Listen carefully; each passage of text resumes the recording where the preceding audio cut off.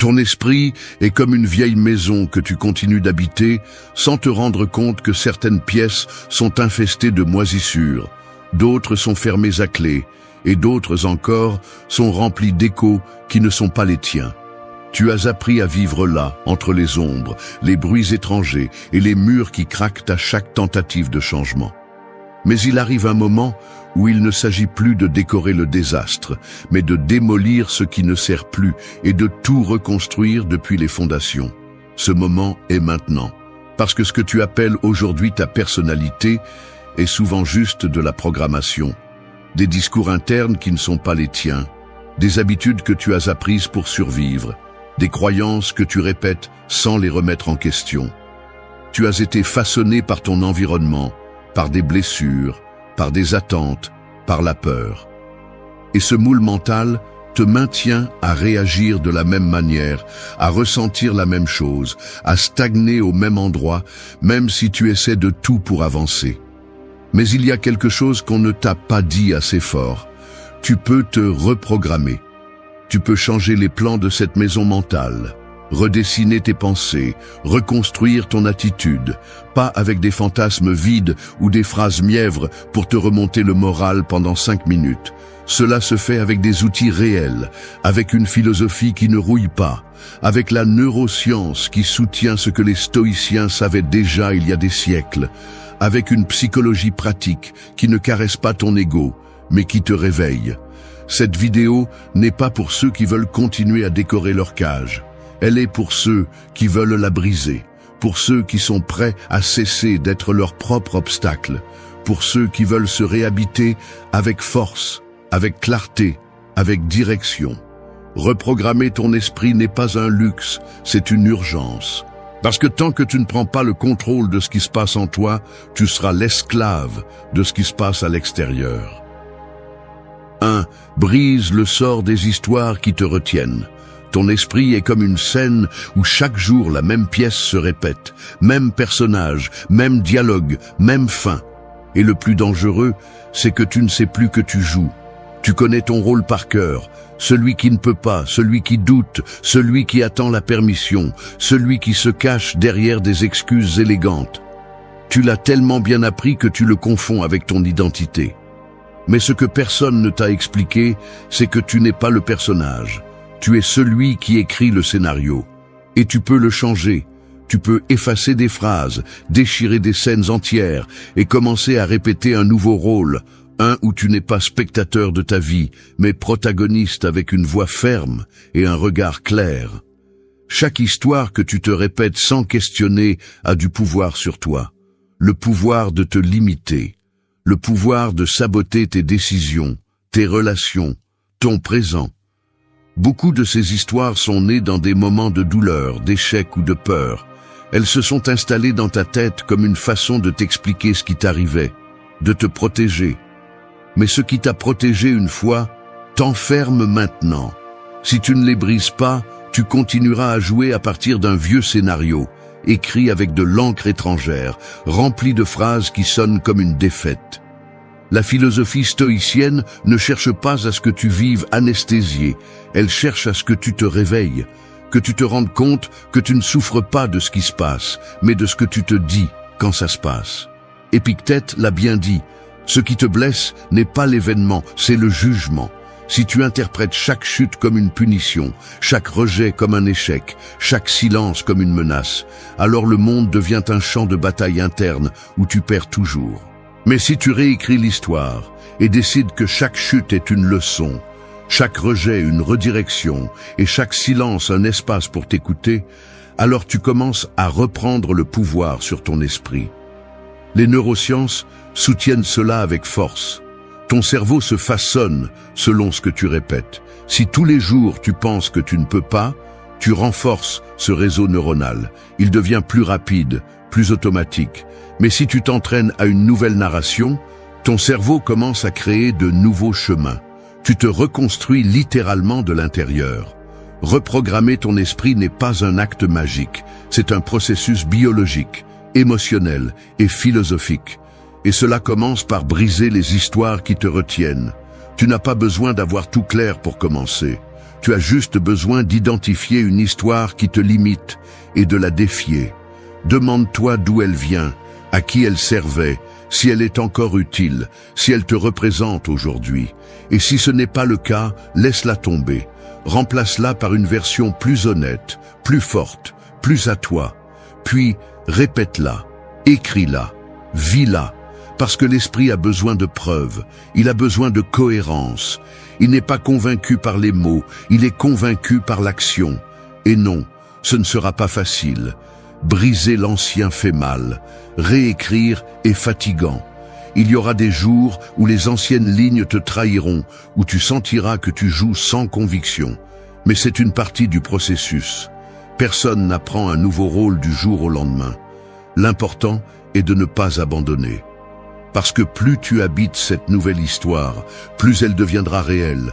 Et quand tu t'y attendras le moins, tu ne joueras plus, tu vivras. 2. Coupe à la racine le sabotage qui te maintient dans l'immobilisme. Il y a une voix qui vit en toi, mais elle ne parle pas toujours avec ta vérité. Parfois, elle sonne comme un murmure déguisé en prudence, d'autres fois comme un avertissement qui semble te protéger, mais qui en réalité t'enferme. Cette voix est comme une liane qui a commencé à pousser dans le jardin de ton esprit sans que tu t'en rendes compte. Au début, elle semblait inoffensive, voire utile, mais avec le temps, elle a recouvert tes décisions, tes plans, tes actions. Tu l'as laissée grandir parce qu'elle était familière, mais maintenant, elle t'a piégé. C'est ainsi que fonctionne l'autosabotage. Il ne se présente pas comme un ennemi, il se déguise en logique. Il te dit que ce n'est pas le moment, que tu n'es pas prêt, que tu pourrais échouer et que ce serait pire d'avoir essayé. Et tu le crois, parce que tu l'as entendu pendant des années. Tu t'habitues tellement à cette voix que tu la prends pour la tienne. Tu la répètes sans la remettre en question. Tu la défends même quand elle te détruit. Cette narration saboteuse est comme une racine pourrie qui contamine tout ce que tu essaies de construire. Tu peux avoir de grandes idées, des rêves clairs, de réels talents. Mais tant que cette racine reste vivante, tout s'affaiblit de l'intérieur. L'autosabotage n'est pas seulement une pensée négative, c'est une chaîne invisible qui te maintient dans l'immobilisme. Chaque fois que tu es sur le point d'avancer, elle s'active. Elle te distrait, te remplit de doutes, te convainc que tu es bien là où tu es. Non pas parce que c'est vrai, mais parce que bouger fait peur. Le cerveau préfère le connu, même si ça fait mal. Et cette préférence pour le familier te maintient dans des cercles. La philosophie stoïcienne le rend clair. Marc Aurèle a écrit des centaines de réflexions, non pour se vanter, mais pour se rappeler ce que son esprit essayait d'oublier. Que le devoir est au-dessus de la peur, que l'action vaut plus que l'intention, que l'autodiscipline n'est pas négociable. Les stoïciens savaient que l'esprit, si tu ne le surveilles pas, devient faible. C'est pourquoi ils n'attendaient pas de se sentir motivés, ils agissaient avec conviction. Ils coupaient à la racine toute pensée qui les rendait moins capables.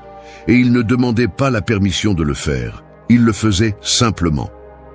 En psychologie, il a été démontré que de nombreuses formes d'auto-sabotage naissent de la peur du changement, du jugement, de l'échec ou même du succès. Ce n'est pas que tu ne veux pas avancer, c'est que ton esprit ne se sent pas en sécurité en sortant de ce qu'il connaît. Alors il te protège. Mais cette protection te paralyse. Tu procrastines, tu repousses des décisions importantes, tu t'éloignes de ce qui te ferait grandir, et tu le fais en croyant que tu es censé, alors qu'en réalité, tu nourris ton immobilisme. Couper à la racine ce schéma nécessite une décision. Il ne s'agit pas de l'analyser 1000 fois, il s'agit de l'interrompre. Chaque fois que ton esprit dit « je ne peux pas », tu dois répondre par une action. Ne laisse pas cette phrase se compléter. Change la pensée, change la réponse, change le mouvement. Car c'est seulement ainsi que tu cesses d'être l'esclave de tes propres excuses. La répétition crée l'habitude.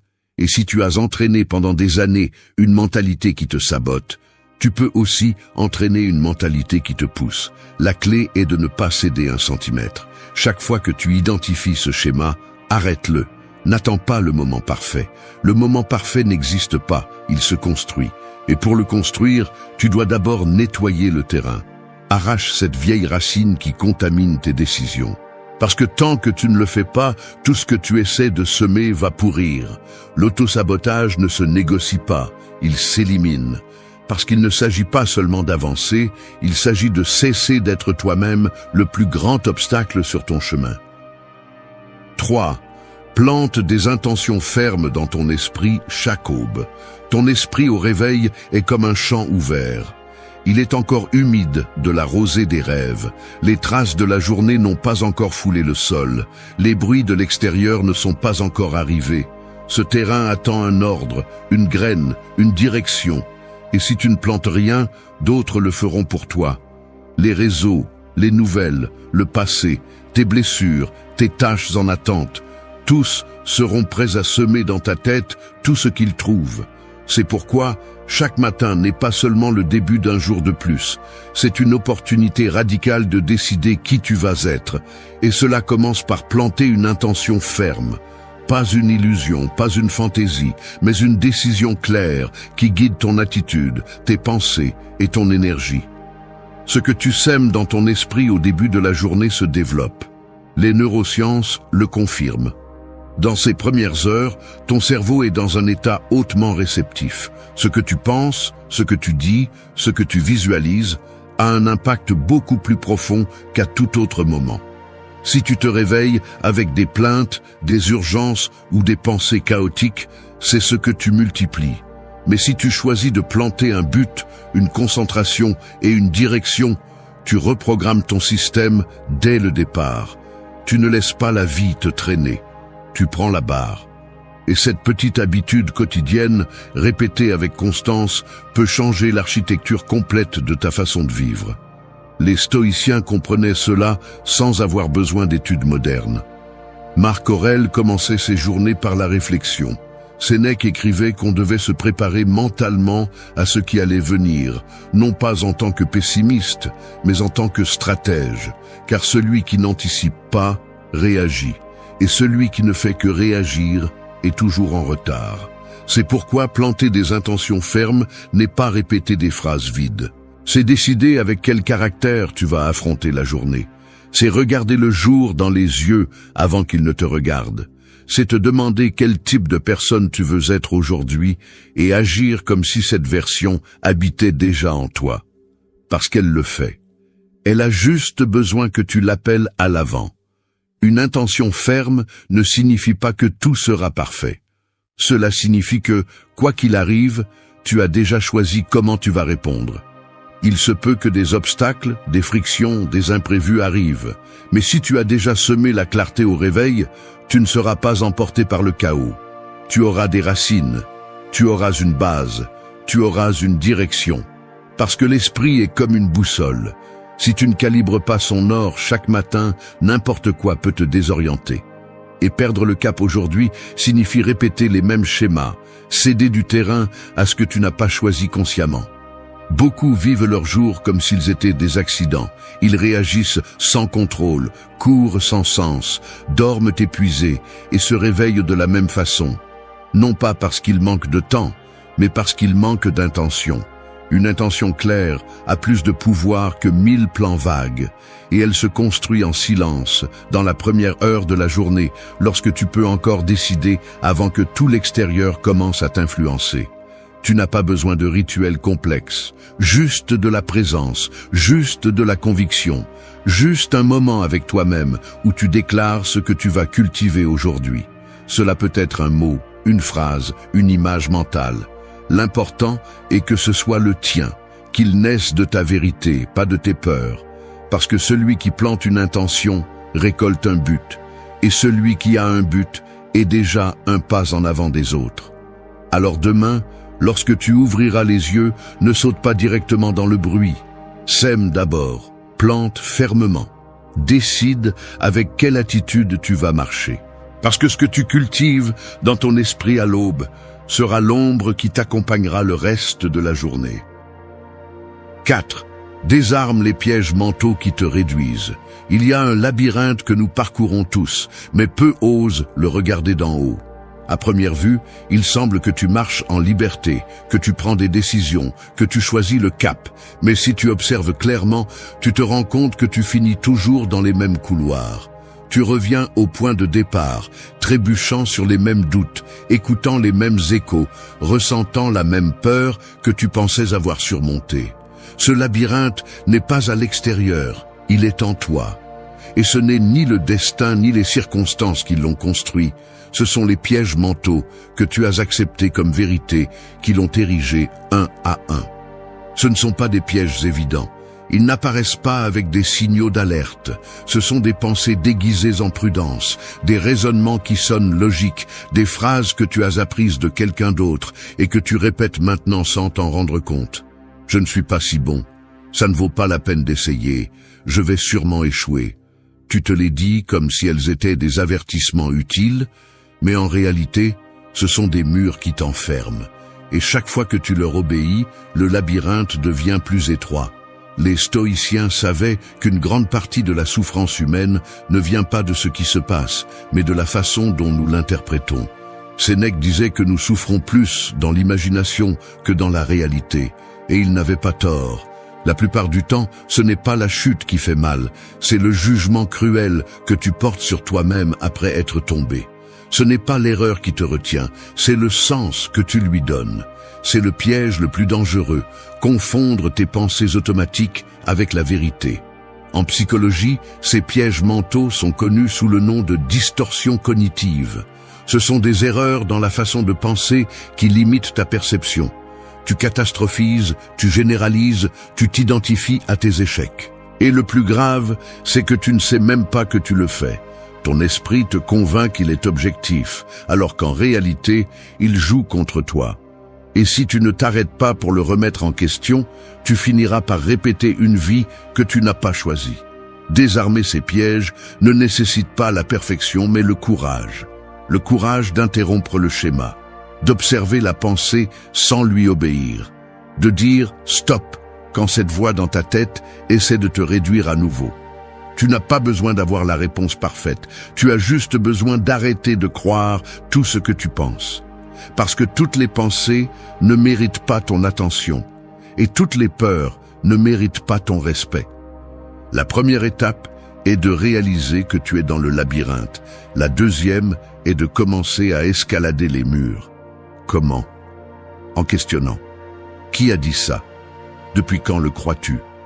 Est-ce que ça te sert ou est-ce que ça te lie? Chaque fois que tu poses ces questions, tu retires du pouvoir au piège. Tu l'exposes, tu le désactives. Et même s'il revient, parce qu'il reviendra, il ne te domine plus. Parce que tu ne marches plus à l'aveugle. Tu n'es pas obligé de vivre dans une cage mentale simplement parce qu'elle est confortable. Et tu n'es pas condamné à obéir aux limites que quelqu'un d'autre t'a imposées. Tu peux être plus grand que tes pensées automatiques. Tu peux créer un espace entre ce que tu penses et ce que tu décides.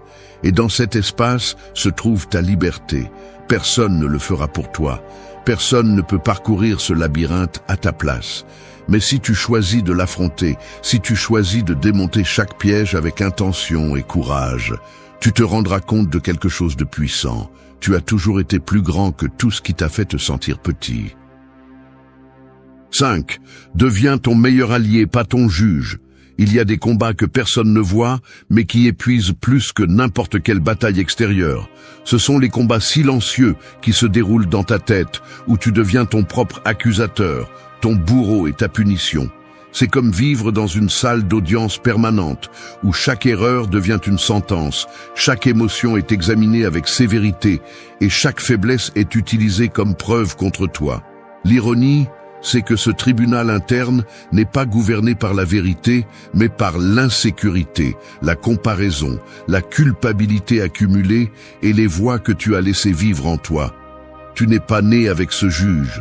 Tu l'as construit avec des expériences, des exigences, des déceptions. Tu as appris à te parler durement, croyant que c'était de la discipline, que pointer tes défauts te rendrait plus fort, que ne jamais te pardonner était une façon de ne pas répéter les erreurs. Mais ce n'était pas le cas. Ce n'était qu'une façon de te déconnecter de toi-même, d'éroder ton estime de soi, de devenir ta propre menace. et personne ne peut avancer avec assurance lorsqu'il est en guerre avec celui qu'il voit dans le miroir. Le stoïcisme enseigne que nous ne devrions pas nous punir pour ressentir, mais nous éduquer pour mieux agir. Sénèque parlait de l'importance de l'autocontrôle, oui, mais aussi de la compassion rationnelle. Pas cette compassion faible qui justifie tout, mais celle qui te permet d'apprendre sans te détruire, de te corriger sans te mépriser. Parce que pour grandir, tu n'as pas besoin d'un fouet, tu as besoin de conscience, tu as besoin de reconnaître tes erreurs, mais aussi d'honorer tes efforts. Tu as besoin de t'exiger, mais sans te briser. Tu as besoin de te traiter avec la même fermeté que tu utiliserais avec quelqu'un que tu aimes vraiment. La psychologie est claire. Le dialogue interne est l'un des facteurs les plus déterminants de la santé mentale, de l'estime de soi et de la motivation. La façon dont tu te parles non seulement reflète comment tu te sens, mais aussi façonne comment tu te comportes. Si ton esprit est rempli de jugement, de honte et de critiques constantes, tu n'auras pas de place pour le changement. Tu seras trop occupé à te défendre contre toi-même. En revanche, lorsque tu apprends à te parler comme un allié, tu retrouves de l'énergie, de la concentration, de la clarté. Et cela te permet d'agir à partir d'un lieu de pouvoir, non de punition. Être ton meilleur allié ne signifie pas éviter la vérité. Cela signifie être brutalement honnête avec toi-même, sans perdre le respect. Cela signifie que lorsque tu échoues, tu te le dis sans fioriture, mais aussi sans te détruire. Cela signifie que lorsque tu es fatigué, tu ne te traites pas de faible, mais tu te rappelles pourquoi tu as commencé. Cela signifie que lorsque tu doutes, tu ne te ridiculises pas, mais tu t'ancres dans ce que tu as déjà accompli. C'est une forme de loyauté interne, de présence réelle, de discipline enracinée. Beaucoup pensent qu'ils ont besoin de motivation externe pour changer. Ce dont ils ont vraiment besoin, c'est d'arrêter d'être leur pire ennemi. Parce que tant que tu continueras à nourrir le juge en toi, chaque objectif deviendra un fardeau, chaque pas une bataille. Mais lorsque ce juge devient un guide, un compagnon, un témoin de ton évolution, tout change. Ton esprit cesse d'être un champ de bataille et devient un terrain fertile pour la croissance. N'attends pas de te sentir prêt pour arrêter de t'attaquer. Tu n'as pas besoin d'être parfait pour te traiter avec dignité. Commence par reconnaître chaque pensée qui te blesse. Ensuite, remplace-la par une qui te défie sans te détruire. Parle-toi comme tu parlerais à quelqu'un que tu aimes vraiment. Parce que si tu n'es pas ton allié, personne d'autre ne pourra occuper ce lieu de manière authentique. 6. Transforme le « je ne peux pas » en un pont vers la croissance. Un mur n'a pas besoin d'être haut pour t'arrêter. Il a juste besoin que tu crois que tu ne peux pas le franchir.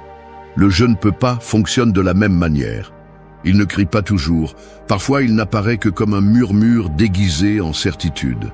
Il s'installe dans ta tête comme une barrière invisible qui te convainc que ce pas est trop grand, ce changement trop risqué, ce rêve trop lointain.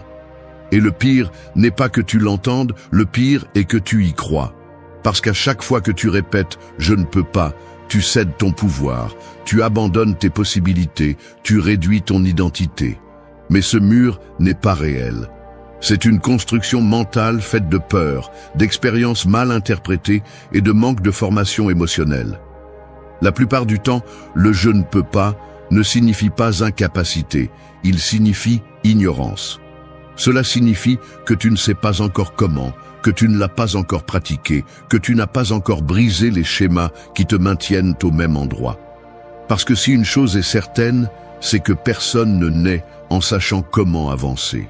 Tout s'apprend, tout se travaille, tout se transforme avec la pratique, la concentration et la décision. Les stoïciens ne parlaient pas de limites avec résignation, ils parlaient de responsabilité avec courage. Épictète, un esclave devenu philosophe, n'a jamais dit « je ne peux pas » face aux circonstances qui lui étaient imposées.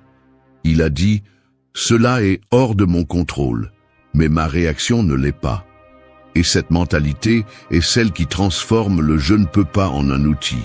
Au lieu de l'utiliser comme une excuse, tu l'utilises comme un signal. Si tu ne peux pas aujourd'hui, alors tu t'entraînes. Si tu ne peux pas maintenant, alors tu apprends. Si tu ne sais pas comment, alors tu demandes, parce que renoncer n'est jamais une option pour quelqu'un qui a décidé de grandir. Les neurosciences soutiennent cette vision. Ton cerveau s'adapte à ce que tu répètes. Si tu affirmes tous les jours que tu ne peux pas, tu entraînes ton esprit à abandonner avant même d'essayer. Tu renforces les circuits de la peur, du blocage, de la paralysie. Mais si tu commences à te parler différemment, si tu choisis de répondre par un « pas encore » au lieu d'un « je ne peux pas », tu reprogrammes ton système. Tu crées de nouvelles voies mentales qui te poussent vers l'avant au lieu de t'enfermer. Et non, il ne s'agit pas de te tromper. Il s'agit de faire de la place pour le possible, de remplacer le jugement par la curiosité, le doute par l'action, la plainte par l'apprentissage. Parce qu'à chaque fois que tu changes un « je ne peux pas » par une question, par un essai, par une tentative, tu construis un pont. Un pont qui relie ce qui semble aujourd'hui inatteignable à ce qui sera demain une partie de toi. Mais ce pont n'apparaît pas tout seul. Tu le construis, pas à pas, décision après décision, te poussant chaque jour un peu plus loin de ce que tu croyais être ta limite. Transformer cette pensée limitante n'est pas un exercice de motivation superficielle. C'est une stratégie de survie consciente. Parce que si tu ne le fais pas, si tu ne changes pas, tu vas vivre une vie plus petite que celle que tu pourrais vivre. Et le plus douloureux ne sera pas ce que tu n'as pas accompli, mais ce que tu n'as même pas essayé. Tu n'as pas besoin d'être invincible, tu as besoin d'être constant. Tu n'as pas besoin de tout résoudre, tu as besoin d'avoir le courage de continuer. Parce que celui qui continue apprend, et celui qui apprend peut. Alors la prochaine fois que tu entends en toi ce « je ne peux pas », ne l'accepte pas comme une vérité. Utilise-le comme une alarme, un signal que ton prochain niveau est juste là. Et alors réponds comme quelqu'un qui a déjà décidé de ne plus vivre sous ses propres excuses. Fais un pas, même si ton corps tremble, même si tu n'as pas toutes les réponses. Parce que ce pas, aussi petit soit-il, est le début d'une nouvelle version de toi. 7. Vide le sac à dos émotionnel que tu portes en silence. Porter des ressentiments, des culpabilités et des peurs n'est pas très différent de porter un sac à dos invisible qui, avec le temps, devient insupportable. Au début, tu le sens à peine. Tu peux avancer avec lui, voire courir si tu en as besoin. Mais chaque souvenir non résolu, chaque mot non dit, chaque douleur que tu décides de taire devient une pierre de plus. Et quand tu t'en rends compte, tu ne marches plus librement. Tu traînes le poids de tout ce que tu n'as pas lâché. La plupart des gens le font. La plupart sourient à l'extérieur et à l'intérieur sont épuisés, mais s'habituent à le porter parce qu'ils ne savent pas comment lâcher prise. Le piège est que tu crois que ce poids fait partie de toi, que c'est normal de vivre avec une tension constante, avec une angoisse dont tu ne sais pas d'où elle vient, avec une tristesse qui apparaît sans raison. Et ce n'est pas le cas. Ce n'est que de l'accumulation. C'est juste ton corps et ton esprit qui te crient qu'il est temps de vider. Parce que personne ne peut avancer vers quelque chose de nouveau s'il est attaché à l'ancien. Personne ne peut être libre tant qu'il porte ce dont il n'a plus besoin. Le problème n'est pas ce qui s'est passé. Le problème est ce que tu continues à soutenir sans t'en rendre compte. La philosophie stoïcienne ne nie pas la douleur, elle la transforme. Marc Aurèle ne demandait pas une vie sans difficulté, il demandait la force de les traverser avec dignité. Il comprenait que les émotions non résolues ne se dissolvent pas, elles s'incrustent. Et que la seule façon de ne pas être esclave du passé est de l'affronter. Pas avec du drame, mais avec du courage. Pas avec du victimisme, mais avec de la responsabilité.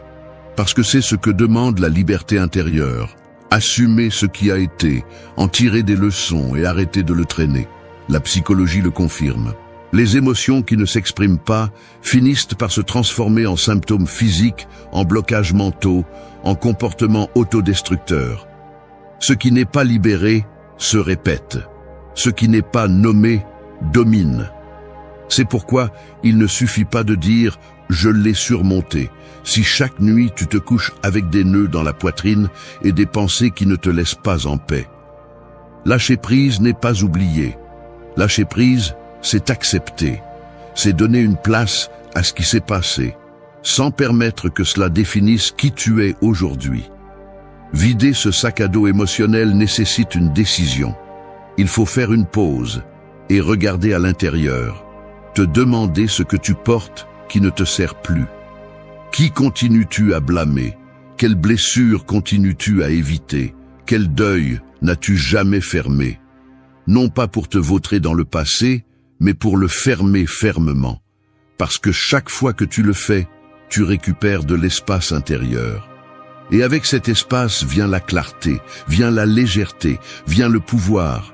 Tu n'as pas besoin de tout comprendre pour commencer. Tu as juste besoin d'être prêt à arrêter de porter ce qui te consume, à pardonner, même si l'autre ne s'excuse pas, à lâcher des attentes qui te frustrent, à libérer des versions de toi qui ne représentent plus ta vérité. Et oui, ça fera mal, parce que vider fait mal. Mais ça fait moins mal que de continuer à porter ce qui te brise en silence. Tu n'es pas obligé de vivre avec un fardeau émotionnel éternel, simplement parce que tu as grandi ainsi. Tu peux réécrire la façon dont tu choisis de ressentir, de traiter et de libérer. Tu peux faire du silence un lieu pour ordonner et pas pour cacher. Tu peux regarder ton histoire sans en faire ta prison. Et tu peux, une fois pour toutes, laisser ce sac à dos par terre, respirer plus profondément et avancer plus légèrement vers tout ce que tu mérites. 8.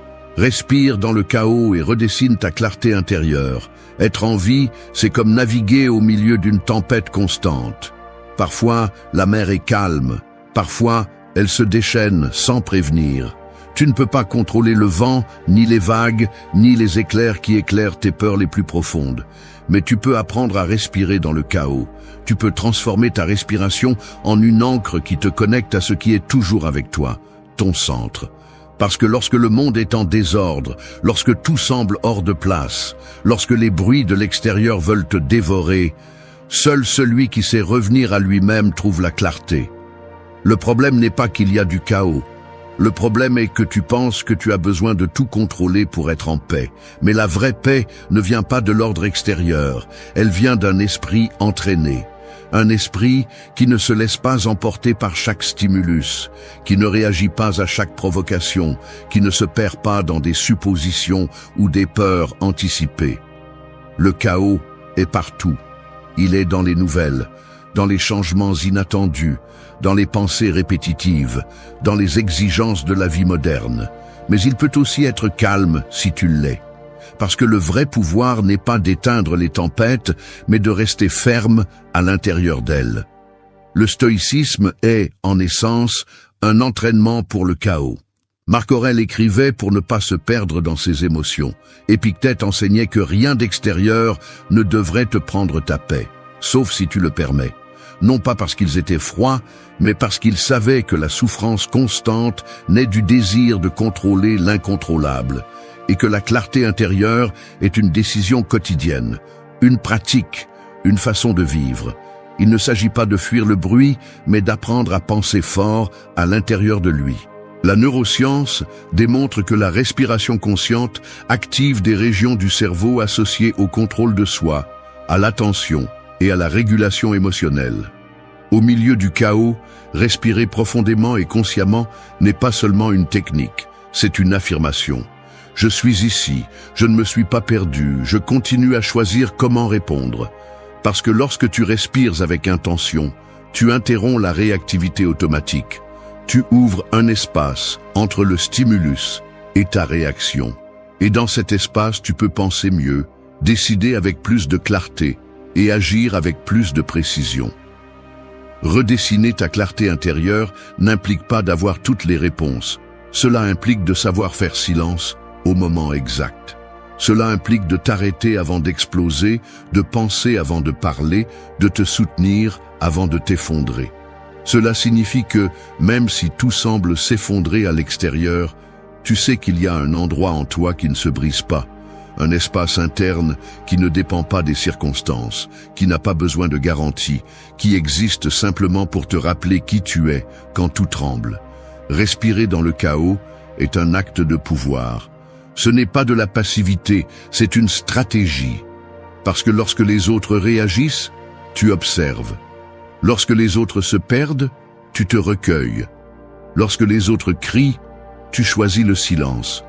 Et ce silence n'est pas vide, c'est de la clarté, c'est une direction, c'est une force contenue qui attend le moment approprié pour agir. C'est la différence entre quelqu'un qui survit et quelqu'un qui maîtrise son monde intérieur.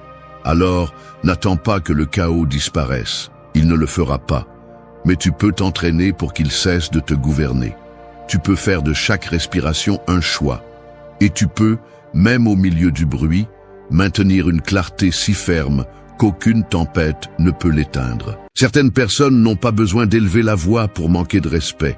Elles le font avec un geste, avec le silence exact, avec un mot mal mesuré qui porte du poison déguisé en courtoisie. Elles te regardent comme si tu valais moins, t'interrompent comme si ta voix n'avait pas d'importance, te font sentir que tu es de trop. Et le plus dangereux n'est pas le mépris des autres, mais quand tu commences à y croire.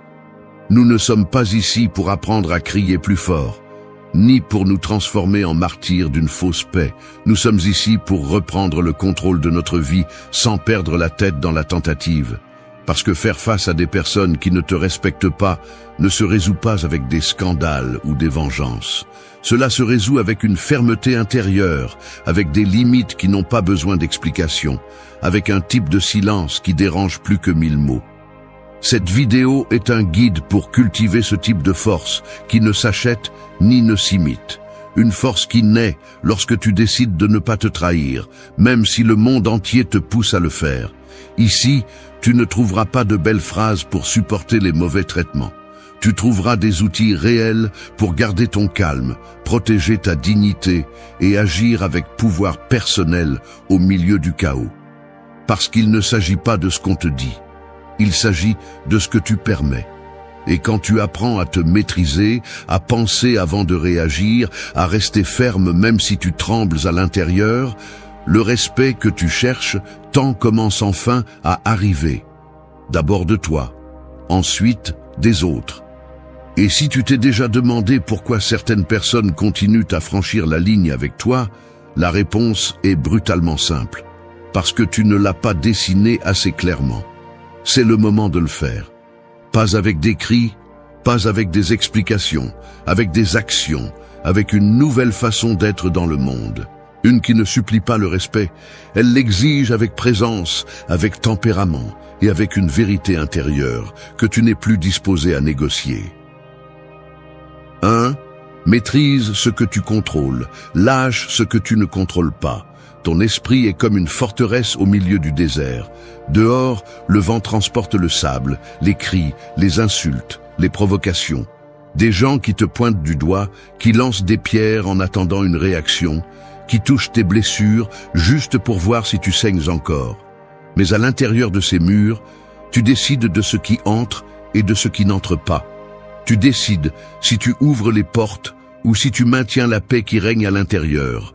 Le problème est que souvent, sans nous en rendre compte, nous laissons la porte ouverte. Nous laissons n'importe qui entrer, nous perturber, nous dicter notre valeur ou la façon dont nous devrions réagir.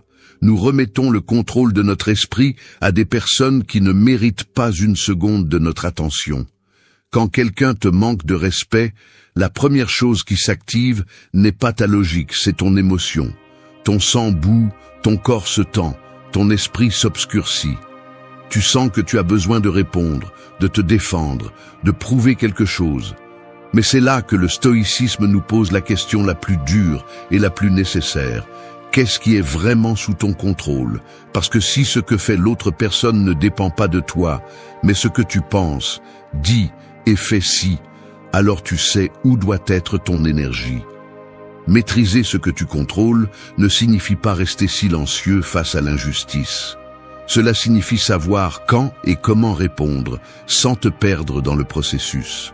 Cela signifie utiliser ton esprit comme un bouclier et ta dignité comme une épée. Ce n'est pas de la passivité, c'est de la stratégie. Parce que réagir avec colère ne te met qu'au niveau de celui qui t'agresse. Et ce dont tu as besoin, c'est de t'élever, pas de te traîner. Ton autocontrôle n'est pas une faiblesse, c'est une force. Ce n'est pas de la répression, c'est de la direction. Le respect ne se gagne pas en réagissant impulsivement. Il se gagne quand tu apprends à te gouverner même au milieu de la tempête. Lâcher ce que tu ne contrôles pas n'est pas de la reddition, c'est de la sagesse. Parce que souvent, le besoin de contrôler les autres est un signe que tu ne te contrôles pas toi-même. Ça te fait mal que quelqu'un t'ignore, te traite avec mépris, te provoque sans raison. Et bien sûr que ça fait mal. Mais rester coincé là-dedans, c'est permettre à l'extérieur de décider de ton état intérieur. Et c'est là que tu perds. Chaque fois que tu discutes avec quelqu'un qui ne cherche pas à comprendre, mais à avoir le pouvoir, tu donnes le tien. Chaque fois que tu réponds pour avoir le dernier mot, tu perds la bataille la plus importante, celle qui se livre en toi. Le respect qui compte vraiment n'est pas celui que tu arrives à arracher aux autres, mais celui que tu te donnes quand tu choisis de ne pas réagir comme ils l'attendent. Quand tu peux respirer profondément, regarder calmement et te dire « Cela ne dépend pas de moi, je ne vais pas me laisser couler pour cela ». C'est à ce moment-là que commence ta véritable force, non pas dans le bruit, mais dans le calme que tu choisis de maintenir. Parce que ce que tu contrôles, c'est ton attitude, ta réaction, ton approche, et c'est plus que suffisant pour protéger ta paix intérieure. Tu n'es pas ici pour contrôler tout le monde. Tu es ici pour être maître de toi-même. Si quelqu'un ne te respecte pas, ne te laisse pas entraîner à son niveau. Prends cette énergie et transforme-la en fermeté, en dignité silencieuse, en clarté. Ne lutte pas pour contrôler ce que tu ne peux pas. Lutte pour ne pas perdre le contrôle de toi-même. C'est là que commence le véritable respect. 2. Choisis le défi, pas le confort. Vivre dans le confort, c'est comme marcher toujours en rond dans une pièce au mur doux. Rien ne te frappe, rien ne te demande, mais rien ne change non plus. Là, dans cet espace rembourré, ta force s'endort, ton caractère s'oxyde. Et sans t'en rendre compte, tu deviens incapable de faire face à l'inconfort qui vient lorsque tu décides de te tenir debout face à quelqu'un qui ne te respecte pas. Parce que oui, c'est difficile à faire. C'est difficile de dire ce que tu penses, de fixer des limites, de regarder dans les yeux celui qui te rabaisse et de rester ferme sans hésiter. Mais c'est encore plus difficile de continuer à baisser la tête. C'est encore plus difficile de continuer à avaler en silence ce qui devrait être dit avec fermeté. Le défi n'est pas quelque chose d'externe, c'est un choix interne. C'est cette voix qui te dit « Je sais que tu pourrais rester silencieux. Je sais que ce serait plus facile de faire semblant que rien ne s'est passé, mais tu n'es pas né pour être le paillasson de personne. » Et alors, la peur apparaît, déguisée en prudence. Elle te dit qu'il vaut mieux ne rien dire, ne pas faire de problème, que ça passera. Mais ça ne passe pas, ça s'accumule. Chaque fois que tu choisis le confort d'éviter le conflit, quelqu'un d'autre prend le contrôle de ta dignité. Le stoïcisme ne promeut pas une vie sans émotion ni conflit. Il promeut une vie avec du courage, avec cette force qui ne crie pas, mais qui ne se cache pas non plus, avec cette détermination qui sait quand parler et quand se taire, non par lâcheté, mais par stratégie. Choisir le défi signifie prendre des décisions difficiles, ne pas répondre par des cris, mais par la présence, ne pas attaquer, mais rester debout, même quand tout en toi veut fuir. Et cela nécessite de l'entraînement, du caractère, une volonté qui ne se forge pas quand tout est calme, mais quand le monde te demande de te rendre et que tu décides d'avancer quand même. Le confort veut que tu sois docile, que tu ne déranges pas, que tu t'adaptes. Mais si quelqu'un te traite mal et que tu ne fais rien, tu le permets. Et si tu le permets une fois, tu le répètes. Et si tu le répètes, cela devient une partie de ta vie. Ce que tu ne confrontes pas à temps devient la façon dont les autres pensent qu'ils peuvent te traiter. Et la seule façon de briser cela est de choisir ce qui est difficile, ce qui est inconfortable, ce qui demande du courage. Tu vas perdre des choses. Tu peux perdre l'approbation, des relations superficielles, l'image d'être toujours le calme, celui qui ne cause pas de problème. Mais ce que tu vas gagner est beaucoup plus précieux, le respect, la force, la clarté.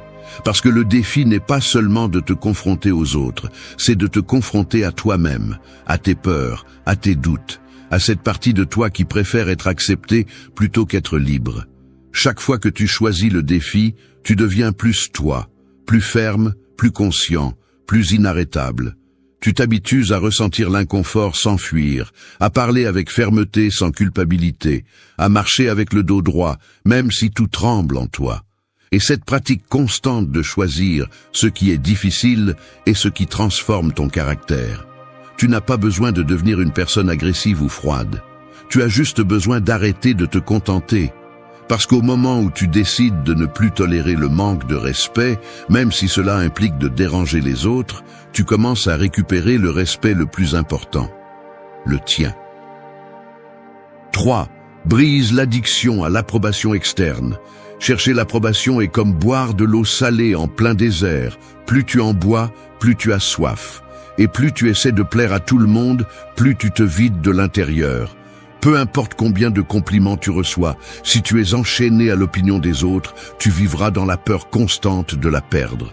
Tu seras un otage de la validation externe et cela te rendra vulnérable, manipulable, facile à briser avec un simple regard de désapprobation ou une critique malveillante.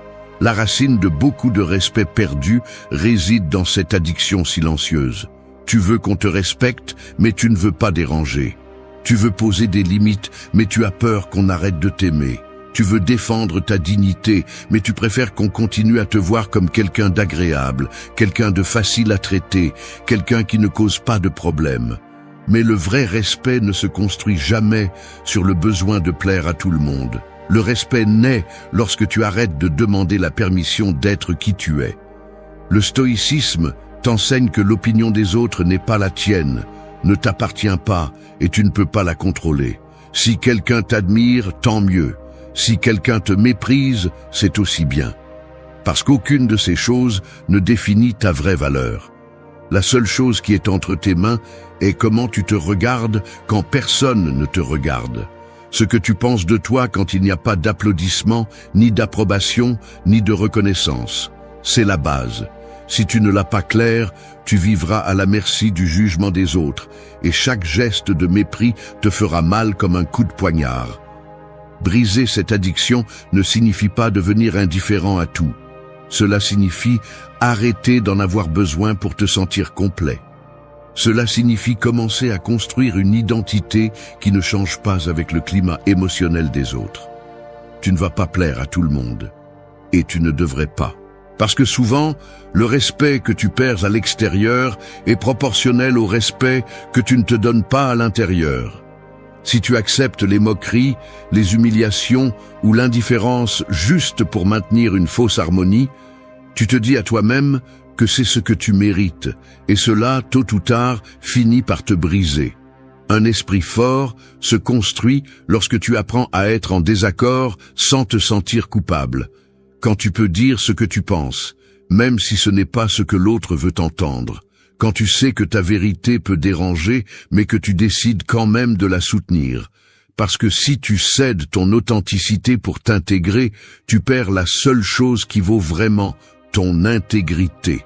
Tu vas rencontrer des gens qui seront contrariés parce que tu as cessé d'être complaisant. Qui te regarderont avec mépris parce que tu ne fais plus ce qu'ils attendent. Qui s'éloigneront parce qu'ils ne peuvent plus te contrôler émotionnellement. Et c'est bien. Tu n'es pas ici pour nourrir l'ego des autres. Tu es ici pour retrouver ta valeur, pour prendre des décisions à partir de la conscience, pas de la peur, pour vivre avec la tranquillité de savoir que tu n'as pas besoin de plaire pour mériter le respect. L'addiction à l'approbation est brisée lorsque tu décides que ta voix a de la valeur, même si elle reste seule. Quand tu comprends que ta présence est suffisante, même si elle ne reçoit pas d'applaudissements. Quand tu découvres que ce dont tu as le plus besoin n'est pas d'être accepté, mais d'être authentique. Et cela, quand il est maintenu avec fermeté, finit par être le plus respecté de tout. 4. Prépare-toi mentalement au pire. Un pilote n'attend pas que le ciel s'assombrisse pour apprendre à voler entre les orages. Il s'entraîne avant, quand tout est calme, quand il n'y a pas de turbulence. Parce qu'il sait que le véritable danger n'est pas le vent, mais le fait de ne pas être préparé à l'affronter. Il en va de même pour toi.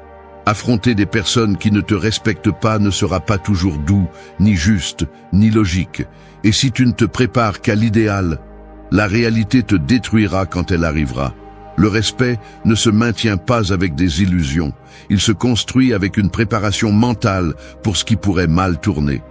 L'une des erreurs les plus courantes que nous commettons est d'attendre que les autres agissent avec maturité, qu'ils comprennent, qu'ils s'excusent, qu'ils changent si tu leur parles avec honnêteté. Mais la réalité ne s'aligne pas toujours sur tes attentes. Et plus tu dépends d'une bonne réaction externe pour garder ton calme, plus ta stabilité sera fragile. C'est pourquoi le stoïcisme enseigne à anticiper mentalement le pire. Non pas pour vivre dans la peur, mais pour être prêt. Pour que rien ne te surprenne, pour que si quelqu'un te crie dessus, t'ignore, te trahit ou te manque de respect, tu ne perdes pas le contrôle. Parce que tu l'avais déjà envisagé. Tu avais déjà entraîné ton esprit pour cela. Se préparer mentalement n'est pas être pessimiste, c'est être conscient que tout le monde n'a pas ton niveau de conscience, ta capacité de dialogue, ni tes principes. Certaines personnes ne respectent pas, non pas parce que tu fais quelque chose de mal, mais simplement parce qu'elles ne savent pas le faire. Et si tu ne te prépares pas à leur indifférence, à leur froideur ou à leur mépris, tu réagiras à partir de la blessure, pas de la clarté. Tu répondras avec des impulsions plutôt qu'avec des décisions, et c'est là que tu perds. Quand tu anticipes le pire, quelque chose en toi se renforce. Il te retire l'élément de surprise. Il te donne une marge pour choisir comment agir lorsque les choses deviennent difficiles. Tu n'idéalises pas. Tu ne te fais pas d'illusions. Tu ne remets pas ta paix à la possibilité que les autres fassent ce qui est juste. Tu te prépares à ce qu'ils ne le fassent pas, et malgré tout, tu choisis d'agir avec dignité. Parce que ce qui définit ta force n'est pas comment tu te comportes quand tout va bien, mais comment tu te tiens quand tout semble se briser. Cela fait aussi partie du respect de soi. Être prêt pour l'inconfort, l'injustice, la douleur. Et non seulement le résister, mais l'affronter avec un esprit clair. Avec le corps tendu si nécessaire, mais avec l'esprit ferme. Quand tu te prépares mentalement pour le pire, tu deviens inébranlable, parce que tu ne réagis plus avec surprise ni avec désespoir. Tu n'as plus besoin que l'autre soit juste pour que tu gardes ton centre. Ce n'est pas une faiblesse d'attendre une mauvaise réponse, c'est une force d'avoir un plan pour ce que tu ne peux pas contrôler. Si quelqu'un se moque de toi, s'il te confronte, s'il te pousse à la limite, tu ne tombes plus aussi facilement. Tu ne donnes plus ton équilibre pour une attaque inattendue. Tu le vois venir. Et tu choisis. Parce que lorsque tu entraînes ton esprit pour le pire n'a plus de pouvoir sur toi. C'est le genre de respect que personne ne peut te prendre. Celui qui est construit de l'intérieur, avec prévoyance, avec contrôle, avec un esprit qui a déjà traversé la tempête avant qu'il ne commence à pleuvoir. Tu n'es pas ici pour que tout se passe bien. Tu es ici pour être prêt même quand ce n'est pas le cas. 5. Définis ton succès selon tes propres valeurs. Vivre selon les attentes des autres, c'est comme courir une course avec les chaussures de quelqu'un d'autre. Tu avances peut-être, mais chaque pas fait mal, chaque mouvement t'éloigne de toi-même, et à la fin, même si tu franchis la ligne d'arrivée, tu ne ressens pas la victoire, seulement l'épuisement. C'est ce qui se passe lorsque tu mesures ta valeur à l'aune des autres. Quand tu acceptes comme succès ce que le monde applaudit, même si quelque chose se brise en toi. Et cette erreur a des conséquences invisibles. Tu finis par tolérer des manques de respect pour ne pas paraître faible. Tu cèdes ton authenticité pour t'intégrer. Tu tais ta voix parce que tu crains que être toi-même ne soit pas suffisant. Si tu ne définis pas ton succès, quelqu'un d'autre le fera pour toi. Et quand cela arrive, tu vis piégé dans une quête éternelle de validation. Tu te juges pour ne pas avoir ce que les autres ont, pour ne pas être accepté par certaines personnes, pour ne pas atteindre ce que le système social considère comme correct. Et sous cette pression silencieuse, tu deviens plus vulnérable. Parce que lorsque tu n'as pas clair qui tu es, ni ce qui compte vraiment pour toi, toute critique te brise, tout rejet te fait douter, tout geste de mépris te semble une sentence. La force intérieure commence lorsque tu cesses de vivre selon des normes étrangères et que tu construis les tiennes. Le stoïcisme enseigne que le véritable succès ne se mesure pas en reconnaissance, mais en cohérence. Ce n'est pas ce que les autres pensent de toi, mais ce que tu peux soutenir dans le silence de ta conscience. As-tu agi avec vertu? As-tu été fidèle à tes valeurs? As-tu défendu ta dignité même lorsque personne ne regardait? Alors c'est ça le succès. Même s'ils n'applaudissent pas, même s'ils te critiquent, même si tu te retrouves seul. Parce que lorsque tu vis selon ce qui est juste pour toi, tu retrouves ton pouvoir. Tu n'as plus besoin de supplier le respect, parce que tu l'émanes de ta conviction. Définir ton propre succès te protège aussi. Il te donne de la clarté au milieu du jugement externe. Il te permet de voir calmement que tu n'as pas besoin de plaire à tout le monde, ni de répondre à chaque manque de respect avec désespoir. Parce que tu sais qui tu es, tu sais ce qui vaut et ce qui ne vaut pas, et tu n'es pas prêt à négocier ton intégrité juste pour t'intégrer. Cette sécurité désarme celui qui cherche à te provoquer. Elle irrite celui qui veut te manipuler. Elle déstabilise celui qui espérait te trouver faible. Beaucoup de ceux qui te manquent de respect le font parce qu'ils perçoivent une faille. Ils remarquent que leur approbation t'importe, que tu cherches encore l'acceptation, que ton identité dépend de ce qu'ils disent ou pensent. Mais quand tu as déjà défini ta valeur de l'intérieur, il n'y a plus de points faibles à exploiter. Tu peux les écouter sans absorber, tu peux les voir sans réagir, tu peux continuer à marcher sans te laisser piéger dans leur jeu. Parce que leur mépris n'a pas de place dans un esprit qui a déjà décidé de son chemin. Et oui, ça va coûter. Parce que vivre selon tes valeurs va parfois te mettre en opposition avec ceux qui ne les partagent pas. Parfois, on te traitera d'arrogant, de froid, de difficile. Mais c'est le prix à payer pour vivre avec authenticité. Et chaque pas en vaut la peine, parce qu'à la fin de la journée, tu ne te couches pas avec les applaudissements ni avec les opinions. Tu te couches avec toi-même. Et si ce toi est en paix avec tes décisions, alors tu as gagné. Ne laisse pas quelqu'un qui ne vit pas ta vie te dire comment tu devrais la vivre.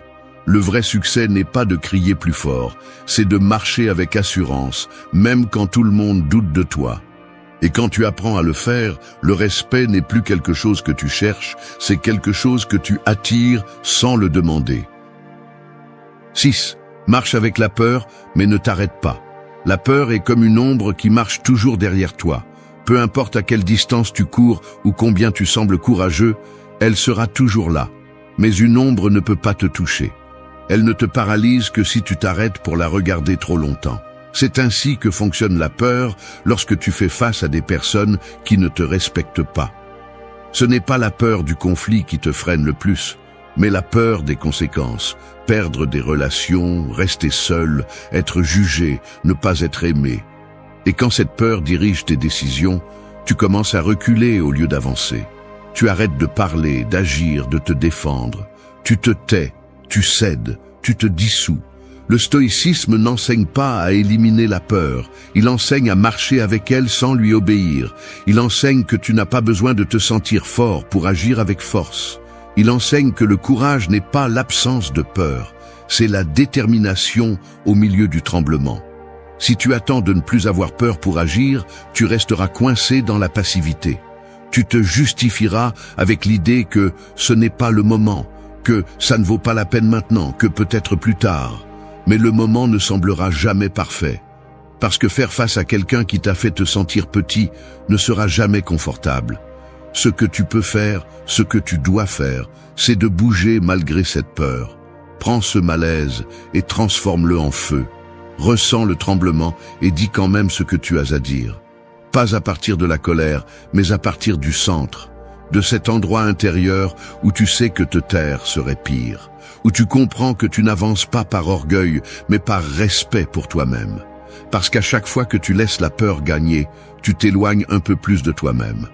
Avancer avec la peur signifie aussi prendre des décisions difficiles.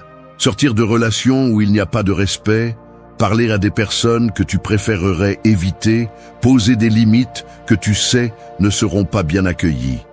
Mais si tu ne le fais pas, tu stagnes. Et quand tu stagnes, le manque de respect se normalise. Il devient une partie de ta vie quotidienne. Il ne surprend plus, il ne dérange plus, il ne fait plus mal. Et c'est dangereux. Parce que s'habituer à ce qu'on te manque de respect est la forme de reddition la plus silencieuse. C'est pourquoi il est important de se rappeler que la peur n'est pas l'ennemi. L'inaction l'est. La peur n'a de pouvoir que si tu le lui donnes. Si tu crois chaque histoire de désastre qu'elle te raconte. Si tu lui donnes autorité sur tes pas. Mais si tu l'écoutes, la reconnais et avance quand même, alors la peur commence à perdre de sa force. Elle commence à devenir un témoin, pas un maître. Et c'est à ce moment-là que tu commences vraiment à récupérer ton pouvoir personnel. Tu n'as pas besoin d'être parfait pour avancer. Tu n'as pas besoin de te sentir invincible pour parler. Tu n'as pas besoin d'attendre le moment exact pour te tenir debout. Tu as juste besoin de décider que tu ne vas plus tolérer l'intolérable. Que la peur peut venir avec toi, mais qu'elle ne va pas prendre le volant. Parce que ce chemin de respect de soi, de dignité, de limite, ne se parcourt pas sans peur. On le traverse à travers elle. Avancer avec la peur te change. Il te rend plus courageux, plus éveillé, plus conscient. Et même si ta voix tremble, même si tes mains transpirent, même si tu sens que tu es sur le point de te briser, tu avances. Et chaque pas que tu fais dans cette direction t'éloigne de la faiblesse et te rapproche d'une version de toi qui ne demande plus le respect, mais l'incarne. 7. Fais ce qui est juste, même si personne ne regarde. L'intégrité est comme une racine qui pousse dans l'obscurité. On ne la voit pas, on ne l'applaudit pas, mais elle soutient tout ce que tu es. Tu peux construire une image solide à l'extérieur, tu peux prétendre être fort, tu peux contrôler ton langage, ta posture et même ton regard. Mais si au fond de toi tu sais que tu n'agis pas avec vérité, cette racine s'affaiblit. Et quand la vie te demande de la fermeté, tu vas tomber. Parce qu'il n'y a pas de force plus fragile que celle qui dépend d'être vue pour exister. Faire ce qui est juste quand tout le monde regarde est facile. Ce qui est difficile, c'est d'agir avec droiture quand personne ne va le reconnaître, quand le seul regard qui t'observe est le tien. C'est là que se mesure la véritable force, parce que c'est là que tu décides si tu vas te taire quand tu devrais parler, si tu vas permettre un manque de respect par commodité, ou si tu vas te tenir avec dignité, même si tu n'obtiens pas d'applaudissements pour cela. La plupart des gens qui te manquent de respect ne le font pas seulement par méchanceté, ils le font parce qu'ils sentent qu'ils peuvent le faire sans conséquence, parce qu'ils ont testé tes limites avant et n'ont trouvé aucune résistance, parce qu'ils ont supposé que ton silence est faiblesse et non stratégie. Mais chaque fois que tu agis avec fermeté sans besoin de témoins, chaque fois que tu te choisis sans attendre de reconnaissance, tu entraînes ton caractère dans l'ombre. Et quand viendra le moment de briller, tu n'auras pas besoin de prétendre quoi que ce soit. Tu seras déjà ce que d'autres essaient à peine de paraître. Le stoïcisme ne te demande pas d'être parfait, il te demande d'être cohérent. Que ce que tu penses, dis et fais s'aligne, même si personne ne le remarque. Que le respect commence par ta relation avec toi-même, parce que si tu te permets de te trahir en privé, peu à peu tu le feras aussi en public. Si tu tolères de petites offenses contre ta dignité en silence, ces offenses grandiront jusqu'à devenir normales. Et quand tu t'en rendras compte, tu auras tellement souvent franchi tes propres limites que tu ne sauras plus où elles étaient. Fais ce qui est juste même si personne ne l'applaudit, parce que la seule personne qui doit te respecter tous les jours, c'est toi. Peu importe si on te traite d'exagéré, de sensible, de difficile. Peu importe si on pense que tu es orgueilleux pour ne pas permettre certains traitements. Ce qui compte, c'est que tu puisses te tenir sans honte devant ta propre conscience. Que lorsque tu te couches la nuit, tu ne regrettes pas de t'être laissé tomber juste pour maintenir la paix avec quelqu'un qui ne valorise même pas ta présence. Le respect commence dans l'invisible, dans ces petites décisions qui n'ont pas de spectateurs. Dans ce moment où tu décides de ne pas répondre avec haine, bien que tu le pourrais, dans cet instant où tu choisis de t'éloigner, bien que tu aies tout à fait le droit de rester, dans ce choix constant d'agir avec fermeté et non en réaction. C'est cela l'intégrité, c'est cela le caractère. C'est cela qui fait la différence entre quelqu'un qui prétend être fort et quelqu'un qui l'est vraiment. Tu n'as pas besoin de témoins pour être grand. Tu n'as pas besoin d'approbation pour être ferme. Tu as juste besoin de décider que tes valeurs ne sont pas négociables, même dans le silence, même dans la solitude. Parce que quand tu fais ce qui est juste sans que personne ne le voie, c'est là que tu deviens le plus fort. Non pas parce que les autres le reconnaissent, mais parce que tu le sais, et cela suffit. 8. Sois fidèle à toi-même, même lorsque le monde te demande de te trahir. Être toi dans un monde qui te pousse à prétendre est comme essayer de maintenir une flamme allumée au milieu d'une tempête. Le vent arrive fort, froid, insistant, voulant éteindre ce qui reste de ton feu intérieur. On te dit comment tu devrais parler, comment tu devrais t'habiller, ce que tu devrais tolérer, qui tu devrais pardonner, comment tu devrais réagir.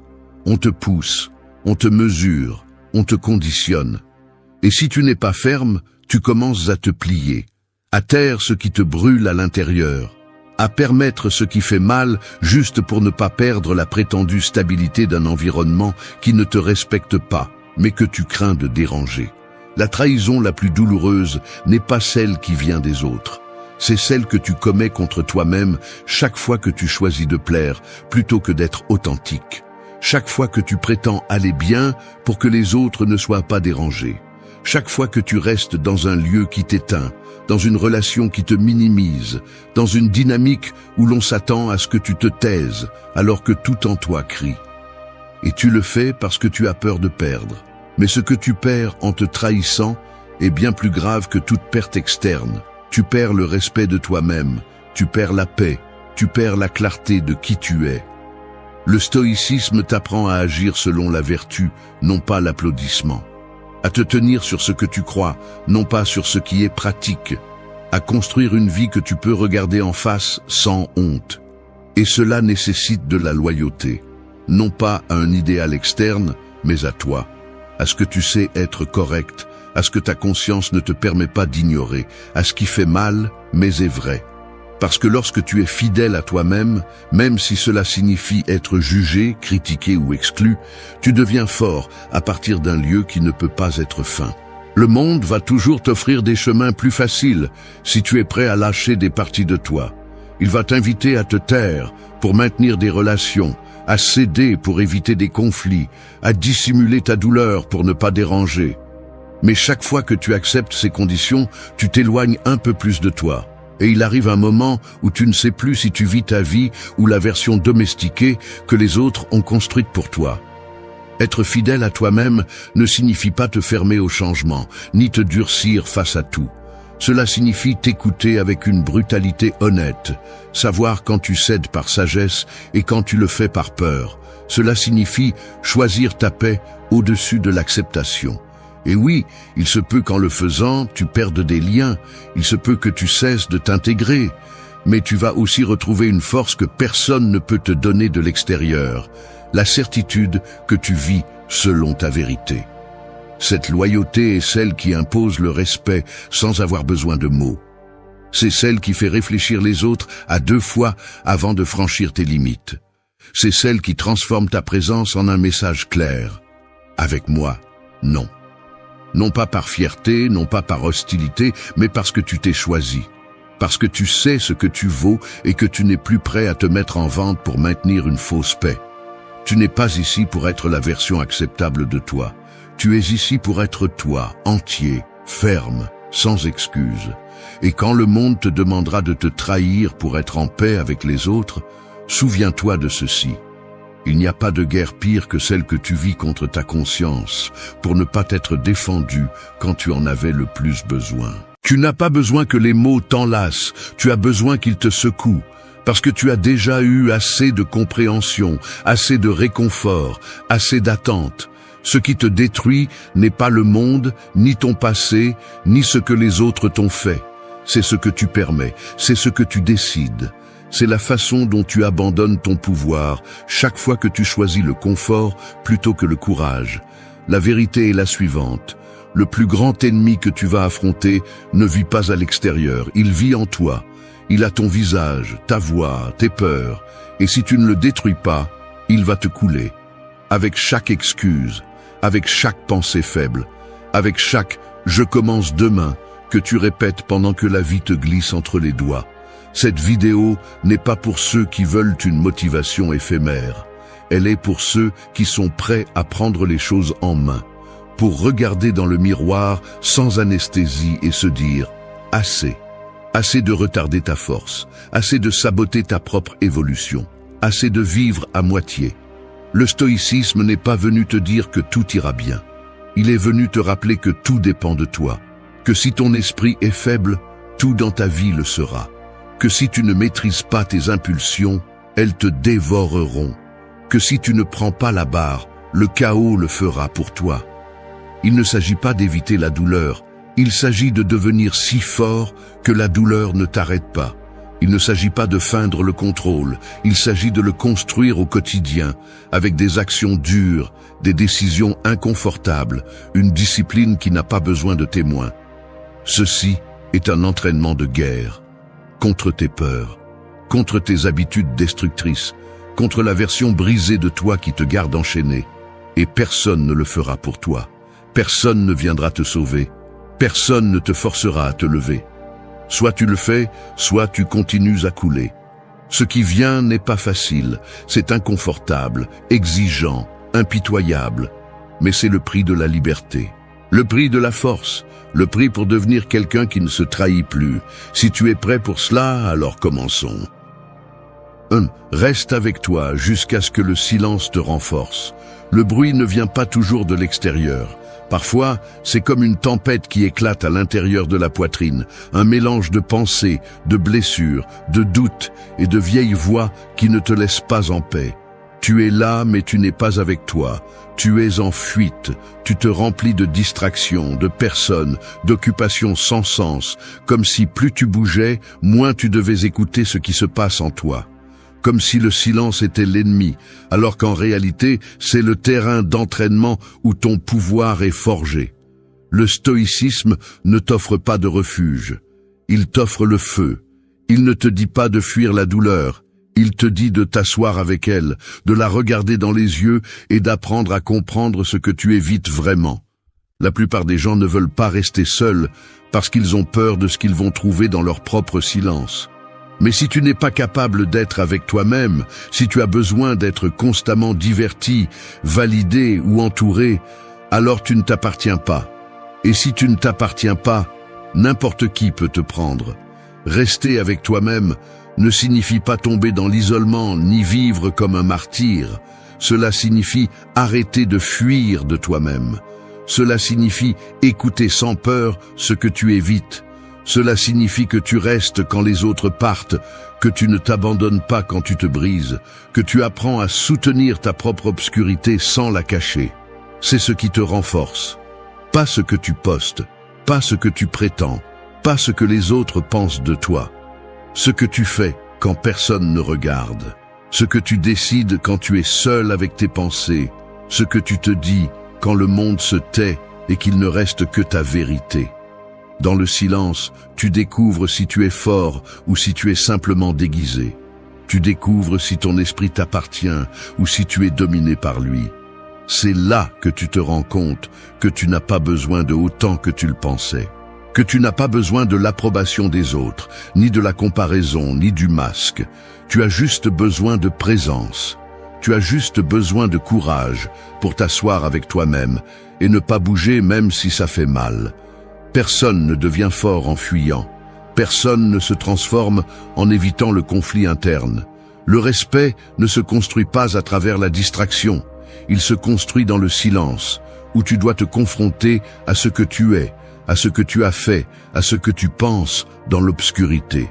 Et si tu tiens assez longtemps, si tu ne cours pas quand ton esprit commence à trembler, alors quelque chose en toi change.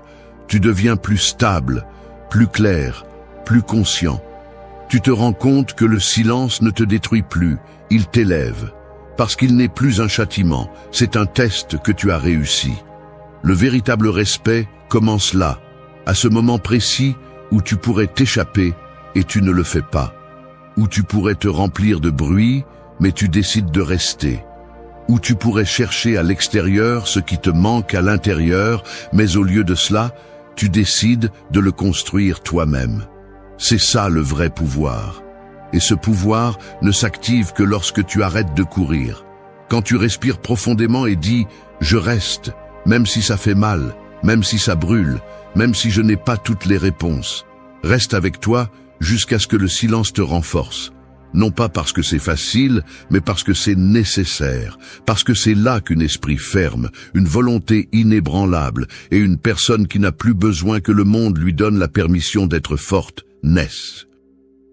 2. Cherche la difficulté et transforme-la en ton entraînement quotidien. Si chaque jour tu te lèves en cherchant la facilité, alors chaque jour tu renonces à ta force. Parce que la facilité ne construit pas le caractère. La facilité t'endort, te rend lent, faible, dépendant. Et chaque fois que tu choisis le confort, tu fais clairement savoir que tu n'es pas prêt à payer le prix de la grandeur.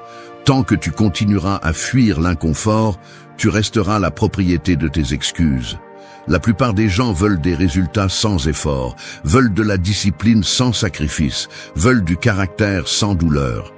Mais la vérité est brutale et simple. Sans pression, il n'y a pas de croissance. Sans effort, il n'y a pas de respect.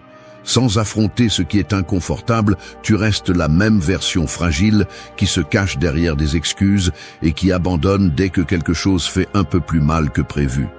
Le stoïcisme ne te demande pas de souffrir pour souffrir. Il te demande de former ton âme dans la douleur parce que c'est là que se trouve ta chance de briser tes limites. Chaque fois que tu choisis la difficulté, tu envoies un message à ton esprit. Ici, c'est moi qui commande, pas mes impulsions, pas ma peur, pas ma paresse. Moi, celui qui se lève tôt quand le corps demande à dormir, celui qui dit non quand tout le monde dit oui, celui qui fait face au rejet, à la critique, à l'échec, parce qu'il sait que chaque coup le rend plus affûté, parce qu'il sait que le véritable entraînement se trouve dans le quotidien, dans le fait de faire ce que tu ne veux pas faire, dans le fait de résister à ce que les autres évitent, dans le fait d'agir même si le monde dit que ce n'est pas nécessaire. Et cela ne se fait pas du jour au lendemain. Cela s'entraîne, tous les jours, à chaque décision, à chaque habitude, à chaque moment où le confort te murmure de baisser la garde.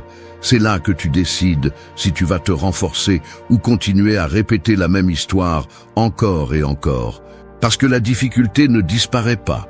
La difficulté devient une partie de ta routine, une partie de ton caractère, une partie de ton identité.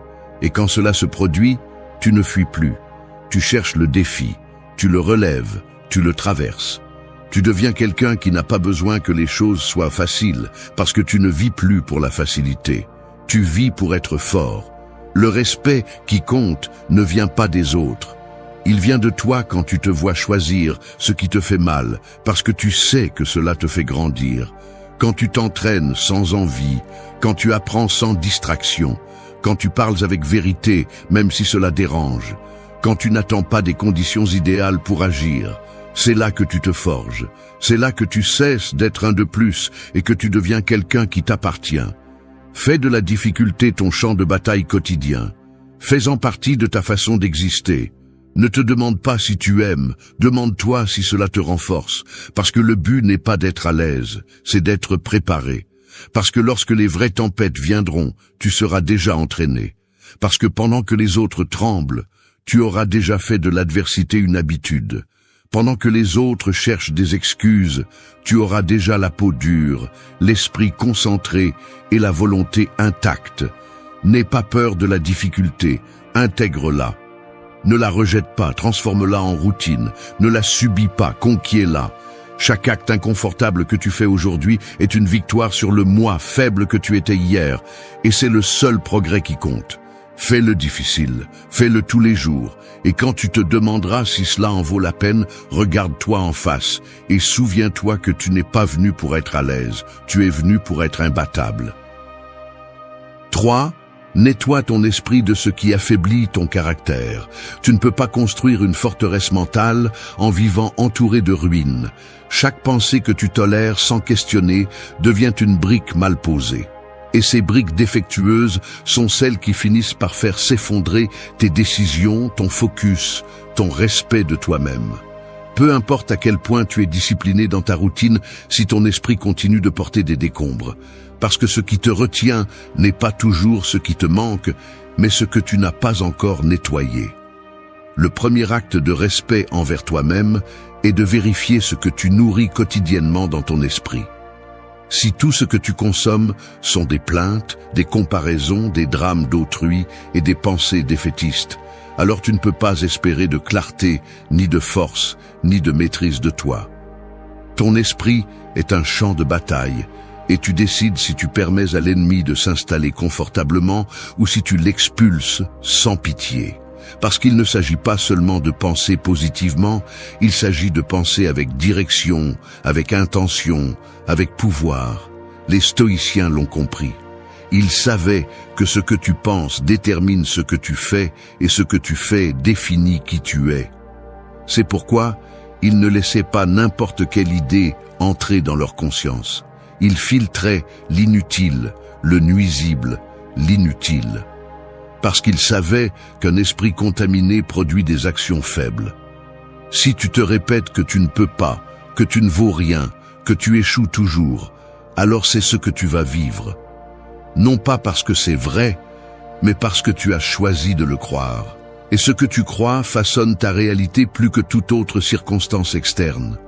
Ton caractère ne se forme pas seulement avec ce que tu fais, mais avec ce que tu décides de penser quand personne ne te voit. Te parles-tu comme quelqu'un qui se respecte ou comme quelqu'un qui se sabote? Te rappelles-tu ce que tu es capable de faire ou te chaînes-tu au passé encore et encore? Chaque pensée est une graine. Et si tu sèmes la misère, tu récolteras la misère. Mais si tu choisis des pensées de responsabilité, de clarté, de focus, alors le bruit se tait et ce qui reste est la direction. Le nettoyage mental n'est pas un luxe, c'est une nécessité. Tu ne peux pas construire une volonté forte sur un esprit faible. Tu ne peux pas dominer ton environnement si tu ne domines pas ce qui se passe en toi. Et tu ne peux pas attendre le respect de personne si tu permets toi-même des pensées qui te manquent de respect chaque jour.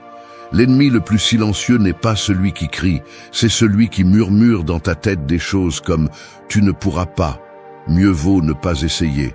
Qu'est-ce qu'ils vont dire? Expulse-le, sans pitié, sans négocier. Commence par observer. Chaque pensée qui t'affaiblit, note-la, brise-la, questionne-la, remplace-la. Et ensuite, décide avec quoi tu nourriras ton esprit. Des livres qui te défient, des idées qui te poussent, du silence qui t'ordonne. Plus de déchets émotionnels, plus d'histoires brisées qui se répètent. Tu n'as plus de place pour ça. Ce que tu laisses dans ton esprit grandit. Assure-toi que ce qui grandit te renforce. Nettoie ton esprit comme tu nettoies un lieu sacré, parce que c'est le cas. Parce que c'est là que commence ton changement. Et si tu ne fais pas ce nettoyage, tu finiras par être l'esclave de pensées que tu n'as jamais choisies, mais que tu as permises. Détruis chaque idée qui t'affaiblit, réécris ton récit, et deviens le genre de personne dont l'esprit est si clair, si fort, si impénétrable, que même le chaos le plus violent ne parvient pas à briser son centre. 4. Traite ton corps comme le temple où réside ta volonté. Le corps n'est pas un ornement, c'est un champ d'entraînement. C'est l'endroit où ta discipline devient visible, où tes décisions prennent forme, où se reflètent si tu te respectes ou si tu te laisses mourir lentement. Il ne s'agit pas d'esthétique ni de vanité, il s'agit de contrôle, de présence, de maîtrise. Celui qui néglige son corps néglige son esprit. Et celui qui néglige les deux a déjà abandonné même s'il prétend encore lutter. Ta volonté ne flotte pas dans l'air, elle vit dans ton corps. Chaque fois que tu choisis l'excès, la paresse, l'abandon physique, tu affaiblis également ton caractère. Le stoïcien n'idolâtre pas le corps, il l'honore. Il ne cherche pas la perfection, il cherche la force, car il sait qu'un corps faible rend l'esprit plus fragile, que le manque d'énergie devient une excuse, que la douleur est mieux supportée quand tu l'as déjà entraînée auparavant. Si tu ne peux pas maîtriser tes habitudes les plus basiques, alors tu ne peux pas non plus maîtriser ton destin. Le corps est le reflet le plus brutal de ce que tu as permis. Il ne ment pas. Si tu le traites comme une poubelle, tu le ressens. Si tu le forces, tu le renforces. Il ne s'agit pas de vivre obsédé, mais de vivre éveillé. Éveillé à ce que tu manges, à comment tu bouges, à combien tu te reposes, à comment tu fais face à l'inconfort physique. Car tu ne peux pas parler de respect de soi si tu es celui qui se fait le plus de mal par ton manque de soins. Et ce n'est pas seulement une question de santé, c'est une question d'identité. C'est une force interne projetée, car l'effort physique constant construit quelque chose de plus que du muscle. Il construit l'endurance, entraîne la douleur, génère la concentration, brise la paresse. C'est pourquoi les stoïciens s'entraînaient avec discipline, s'exposaient au froid, à la fatigue, à l'inconfort. Car ils savaient que celui qui peut supporter le feu du corps peut résister aux incendies de la vie. Chaque entraînement, chaque choix conscient, chaque repas qui n'était pas une échappatoire, chaque matin où tu ne cèdes pas à l'impulsion de rester couché, tout cela sculpte ton caractère. Tu es en train de sculpter non seulement ta forme physique, mais aussi ton niveau d'engagement envers toi-même. Et cela se voit dans ta façon de marcher, de parler, de faire face à la journée. Car le respect n'est pas seulement ce que tu exiges, c'est ce que tu projettes. Tu n'as pas besoin d'être parfait, tu as besoin d'être constant. Tu as besoin de choisir de prendre soin de toi-même quand personne ne t'applaudit, quand personne ne le remarque, quand tout en toi veut revenir au désordre. C'est là que la différence se fait. Au moment où tu pourrais céder, mais tu ne le fais pas. À l'instant où le confort t'appelle et tu réponds avec discipline. Traiter ton corps comme un temple n'est pas une belle métaphore, c'est une décision quotidienne, c'est comprendre que c'est là que réside ton énergie, ta résistance, ta capacité à répondre au monde. C'est une déclaration silencieuse que tu te respectes assez pour prendre soin de toi, que ton corps n'est ni une prison, ni une excuse, mais un outil sacré au service de ta volonté. Et si tu l'abandonnes, tu abandonnes aussi une partie de toi. Mais si tu l'entraînes, si tu le renforces, si tu le nourris, alors tu deviens quelqu'un de difficile à briser. Car lorsque ton corps est préparé, ton esprit se sent en sécurité. Et lorsque les deux sont alignés, il n'y a pas de chaos externe qui puisse te renverser. 5. Rends-le inconfortable jusqu'à ce qu'il cède à ta constance. Plus tu le repousses, plus il a de pouvoir sur toi. C'est la règle avec l'inconfort. Ce que tu évites devient plus grand, plus menaçant, plus dominant. Mais ce que tu affrontes encore et encore finit par céder. C'est pourquoi, au lieu de fuir, tu dois faire de l'inconfort une partie de ton entraînement. Non pas comme une punition, mais comme une stratégie. Parce que si tu peux vivre dans l'inconfort sans te briser, alors rien ne peut t'arrêter. Le problème est qu'on t'a habitué à penser que l'inconfort est un signe de danger, alors qu'il est souvent simplement un signe de croissance. On t'a appris à chercher des chemins doux, rapides, prévisibles. Mais rien de précieux n'y naît. Tout ce qui transforme vraiment exige de la résistance. Il exige une présence quand ça fait mal. Il exige un engagement quand ça fatigue. Il exige une mentalité qui ne négocie pas avec la paresse ou l'excuse, mais qui s'impose à elle tous les jours. Le stoïcisme ne promeut pas la torture, il promeut la force. Et la force ne se construit qu'en contact avec ce qui est inconfortable. Tu ne peux pas entraîner ton caractère sans affronter ce qui te serre de l'intérieur, sans tolérer la tension émotionnelle, la fatigue physique, le vide de la reconnaissance, le rejet, l'ennui, la répétition. Tout cela façonne quelque chose que tu ne peux pas voir, mais qui commence à se faire remarquer avec le temps, une volonté qui ne cède devant rien. Ta constance est ton arme la plus redoutée, parce qu'elle ne s'achète pas, elle ne se transmet pas, elle ne se prête pas. Elle se construit au moment précis où tu pourrais t'arrêter et tu ne t'arrêtes pas. Elle se définit ces jours où ton corps te crie d'arrêter et tu réponds par un pas de plus. Peu importe si c'est lent, peu importe si c'est petit, ce qui compte, c'est que c'est le tien et que tu l'as fait même quand c'était inconfortable. Ce qui te semble insupportable aujourd'hui sera une partie de ta routine demain. La douleur cesse de faire mal quand tu la traverses avec conscience. Le froid cesse de paralyser quand tu apprends à respirer à l'intérieur de lui. L'inconfort devient un terrain familier quand tu arrêtes de le traiter comme un ennemi. Et alors quelque chose se passe que personne ne peut te prendre. Tu deviens résistant. Non pas par chance, mais par répétition. La constance n'est pas de la motivation, c'est une décision soutenue. C'est entraîner ton corps et ton esprit à ne pas avoir besoin d'être inspiré. C'est continuer à faire ce qu'il faut faire quand la dernière chose que tu veux, c'est le faire. C'est te lever de la même manière, bouger de la même manière, avancer de la même manière. Et dans ce processus, l'inconfort se brise, parce qu'il se rend compte qu'il ne peut pas te vaincre, parce que tu n'as plus peur de lui, parce que tu t'es adapté à sa présence jusqu'à ce qu'il cesse d'avoir du pouvoir sur toi. Rends-le inconfortable volontairement, non pas pour souffrir, mais pour t'entraîner, pour élargir tes limites, pour que lorsque la vie réelle te lance quelque chose de plus dur, tu sois déjà préparé. Parce que si tu peux vivre avec discipline dans l'inconfort, tu peux résister à n'importe quelle tempête. La constance ne cède pas. L'inconfort, oui, mais seulement face à celui qui reste assez longtemps pour le dompter. Et si tu y arrives, si l'inconfort ne te sort plus du jeu, si tu peux vivre avec lui sans perdre le contrôle, alors tu as déjà gagné.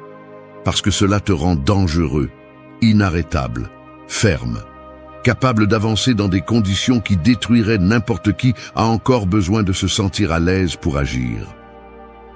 6. Agisse, même si tu n'as pas envie. C'est cela la discipline. Attendre d'avoir envie est la recette parfaite pour une vie médiocre. Parce que l'envie va et vient, et si ton action dépend d'elle, tu vas rester bloqué. Tu vas te décevoir les jours difficiles. Tu vas inventer des excuses quand la motivation disparaît et tu vas commencer 1000 fois sans terminer quoi que ce soit. L'envie n'est pas mauvaise, mais elle n'est pas fiable. On ne construit pas un caractère en fonction des humeurs, on le construit en agissant même quand tout en toi veut abandonner. La discipline est la décision d'avancer sans demander la permission au corps ni à l'esprit. C'est l'instinct entraîné qui répond quand il le faut, pas quand il est pratique. Et cela ne se réalise pas avec de belles phrases ou des impulsions momentanées. Elle se forge avec la répétition, le sacrifice, la capacité de faire ce que tu dois, même si tu n'en as pas envie, même si ça fait mal, même si personne ne le remarque. Parce que ce type d'action est ce qui sépare ceux qui essaient de ceux qui réussissent. Le stoïcisme te le dit sans détour. Agis conformément aux devoirs, non conformément aux émotions. Parce que les émotions sont intenses, mais passagères. Aujourd'hui, tu es motivé, demain tu es brisé, après-demain tu es distrait. Si tout dépend de comment tu te sens, alors tu n'auras jamais le contrôle. Ce qui transforme vraiment ta vie n'est pas ce que tu fais quand tu es inspiré, c'est ce que tu fais quand tu ne l'es pas. Lève-toi quand même. Bouge quand même. Respecte ce que tu as promis, même s'il n'y a pas d'énergie. Même si l'environnement n'aide pas, même si rien ne semble changer. C'est là que la plupart s'arrêtent, et c'est précisément là que tu dois pousser. Parce que chaque fois que tu agis sans envie, tu sculptes une nouvelle identité. Tu tues la version faible de toi-même qui a besoin de conditions parfaites pour agir, et tu construis quelqu'un qui ne négocie pas avec la paresse ou le drame interne. La discipline n'est pas de la froideur, c'est le respect de tes propres décisions. C'est comprendre que si tu as déjà fait un choix, tu n'as pas à le débattre tous les jours. L'émotion ne décide pas, la volonté décide. Et quand tu apprends à agir par volonté, tu ne te sabotes plus avec des phrases comme « je ne me sens pas prêt »,« aujourd'hui je ne suis pas au mieux »,« mieux vaut demain ». Demain ne te sauvera pas. Le moment est maintenant, avec tout ce que tu es, avec tout ce que tu as, au milieu de la fatigue, au milieu du chaos, au milieu de la résistance. Il ne s'agit pas non plus d'être un robot. Il s'agit d'être maître de toi-même, de pouvoir observer la paresse, l'insécurité, la fatigue, et malgré tout faire ce que tu as dit que tu ferais. Cela fait de toi quelqu'un de fiable, de solide, de respectable. Non pas avec des mots, mais avec des actes. Et ces actes s'accumulent. Ils deviennent une confiance réelle, une estime de soi construite, des résultats visibles, parce que rien ne renforce plus que d'agir sans dépendre de l'impulsion. Fais-le sans envie, jusqu'à ce que cela devienne une partie de toi, jusqu'à ce que ton corps comprenne qu'il ne s'agit pas de vouloir, il s'agit d'obéir à ta volonté, jusqu'à ce que ton esprit cesse de se plaindre parce qu'il a appris qu'il n'a pas de voix quand l'engagement est pris. C'est la base d'une vie forte, d'une routine solide, d'un respect interne qui ne vacille pas, parce qu'au final, ce qui te transforme n'est pas le désir, c'est l'action, encore et encore, même si tu ne te sens pas prêt, même si tu n'es pas inspiré, même si personne ne le voit. C'est ça la discipline, et c'est ça qui te rend invincible. 7. Respire dans le présent et brise le cycle de l'anxiété.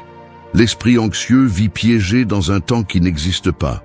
Il anticipe tout, invente des tragédies, construit des problèmes avant qu'ils ne se produisent. Il se nourrit du « et si » constant, de l'attente incontrôlée, de la peur déguisée en planification. Et dans cette anticipation démesurée, il s'étouffe. Parce que ce qui te brise n'est pas ce qui se passe, c'est ce que tu crois qui va se passer. Ce qui te consume n'est pas le présent, c'est tout ce que ta tête fabrique sur l'avenir. L'anxiété n'est pas vaincue en désirant le calme, elle est vaincue en reprenant le contrôle. Et la première étape pour y parvenir est de revenir au seul endroit où tu as du pouvoir, ici, maintenant, ce moment, ce corps, cette respiration. Pas demain, pas la semaine prochaine, pas le résultat qui n'existe pas encore, juste cet instant. Les stoïciens le savaient, c'est pourquoi ils insistaient sur la clarté du présent, parce qu'ils comprenaient que se soucier de ce qui ne dépend pas de toi est une forme lente d'autodestruction. Quand tu respires profondément, tu ne fais pas du yoga bon marché, tu reprends le contrôle. Tu rappelles à ton esprit qui est aux commandes. Tu éteins l'incendie mental pour écouter clairement ce qui compte vraiment. Et ce qui compte n'est pas les 1000 variables que tu ne peux pas contrôler, mais ce que tu décides de faire avec ce que tu as entre les mains. Tu ne peux pas changer le passé. Tu ne peux pas prédire l'avenir, mais tu peux t'entraîner à ne pas te laisser emporter. L'anxiété est un voleur silencieux. Elle te vole de l'énergie, de la concentration, de la présence, du plaisir, de l'action. Et souvent, tu lui ouvres la porte sans t'en rendre compte. Chaque fois que tu t'accroches au contrôle, chaque fois que tu te punis pour ce qui n'a pas marché, chaque scénario imaginaire que tu répètes dans ta tête comme si cela pouvait l'empêcher de se produire. Mais tu ne résous rien. Tu ne fais que t'intoxiquer avec ce que tu ne peux pas gérer. Respirer dans le présent est un acte de rébellion. C'est refuser de continuer à nourrir cette voix qui court sans direction. C'est s'arrêter, observer, se reconnecter avec ce qui est sous ton contrôle. Ton attitude, ta décision, ton focus. C'est réaliser que plus tu es ici, moins le chaos mental a de pouvoir. Et plus tu t'entraînes à être présent, plus tu deviens antifragile. Parce que l'anxiété se nourrit de l'avenir, mais meurt dans le présent. Ce n'est pas de la magie, c'est de la pratique. C'est construire l'habitude de revenir à toi, de questionner la tempête intérieure, de respirer fort et de te dire « c'est ce que j'ai, c'est ce que je peux faire » et cela suffit. Parce que tu n'as pas besoin de garantie, tu as besoin de force. Parce que tu n'as pas besoin de tout savoir, tu as besoin d'agir avec ce que tu sais maintenant. Cela te redonne le contrôle. Cela brise le cycle. Arrête de vivre dans la peur de ce qui pourrait arriver. Vis dans la conscience de ce qui se passe déjà. Et affronte-le avec clarté, avec fermeté, avec détermination. Ne fuis plus dans ta tête. Sors de là et reviens au présent. Respire, ajuste, réponds, parce que si tu peux maîtriser ce moment, tu peux maîtriser ta vie. 8. Déclare-toi responsable de tout ce que tu es et fais. Il n'y a pas de véritable transformation sans responsabilité totale. Tant que tu continues à blâmer ton passé, tes parents, tes circonstances ou ceux qui t'ont déçu, tu resteras lié. Parce que blâmer te donne du réconfort, mais te retire du pouvoir. Cela t'enferme dans la narration de la victime, te fait espérer qu'un changement vienne de l'extérieur, te transforme en spectateur d'une vie que seul toi devrais diriger. Le jour où tu te rends entièrement responsable de ce que tu es, ce jour-là commence ta véritable liberté. Tu n'es pas obligé de répéter ton histoire, mais tu es responsable de ce que tu en fais. Tu n'as pas choisi beaucoup de choses qui t'ont marqué, mais tu décides si tu vas les traîner comme une excuse ou si tu vas les transformer en force. Les stoïciens parlaient de prendre le contrôle de soi comme l'acte de sagesse le plus élevé. Parce qu'ils comprenaient que tout le reste est instable, que le seul terrain solide est la conscience de soi. Et cette conscience s'éveille lorsque tu arrêtes de regarder à l'extérieur et commences à prendre la barre sans prétexte. Être responsable ne signifie pas te blâmer pour tout. Cela signifie que tu n'attends plus que quelqu'un vienne te sauver. Que si ton caractère est faible, tu le formes. Que si ton esprit est sale, tu le nettoies. Que si ta vie ne va pas où tu veux, tu changes de direction. Tu n'attends pas des conditions idéales, tu n'as pas besoin d'approbation, tu ne cherches pas de compassion. Tu fais ce qu'il faut, et tu le fais avec force. Parce que tu as compris que tu es la cause, pas l'effet. Cela fait mal au début, parce que cela exige que tu affrontes tes décisions passées, tes renoncements, tes autosabotages. Mais cela te libère aussi, parce que cela te remet au centre de ta vie. Tu ne dépends plus, tu ne te justifies plus. Tu n'attends plus, tu agis, tu tombes, oui, mais tu sais aussi te relever. Parce que personne n'a plus de pouvoir sur toi que toi-même lorsque tu décides que tu vas prendre en charge.